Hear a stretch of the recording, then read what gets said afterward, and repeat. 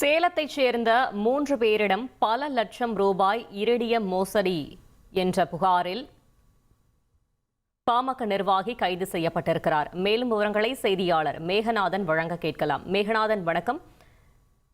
கைது செய்து அவரிடம் மேற்கொண்ட விசாரணையில் என்னென்ன தகவல்கள் கிடைத்திருக்கிறது? முழு விவரங்களை சொல்லுங்க.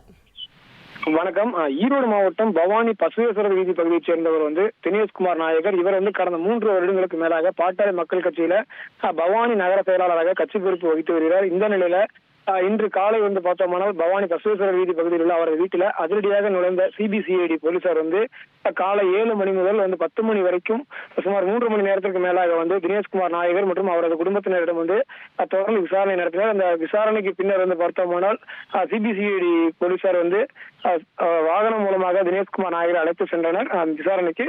மேலும் பவானி நகர பாமக செயலாளரிடமிருந்து ஒரு லேப்டாப் மற்றும் செல்போன்களையும் சிபிசிஐடி போலீசார் பறிமுதல் செய்து கைது செய்துள்ளனர். தற்போது இந்த விசாரணையானது முதற்கட்டமாக வெளியாகக்கூடிய தகவலின் அடிப்படையில் பார்த்தோமானால் சேலம் மாவட்டத்தைச் சேர்ந்த 3 பேரிடம் இரிடியம் மோசடியில் பல லட்சம் ரூபாயை ஏமாற்றியதாக 3 பேர் அளித்த புகாரின் பேரில் சேலம் மாவட்ட சிபிசிஐடி போலீசார் இந்த மாதம் பெறப்பட்ட புகாரின் அடிப்படையில் இன்று அதிரடியாக சோதனை செய்து சோதனைக்கு பின்னர் அந்த மோசடியானது உறுதி செய்யப்பட்டு அதன் பின்னர் இன்று விசாரணைக்கு தினேஷ்குமார் நாயகரை கைது செய்து சேலத்திற்கு அழைத்து சென்றுள்ளனர். மேலும் பவானியில பாமக நிர்வாகி ஒருவர் இந்த மாதிரி இரிடியம் மோசடி வழக்கில் கைது செய்யப்பட்டிருக்கக்கூடிய சம்பவம் பரபரப்பையும் அதிர்ச்சியும் ஏற்படுத்தியுள்ளது. தகவல்களுக்கு நன்றி மேகநாதன்.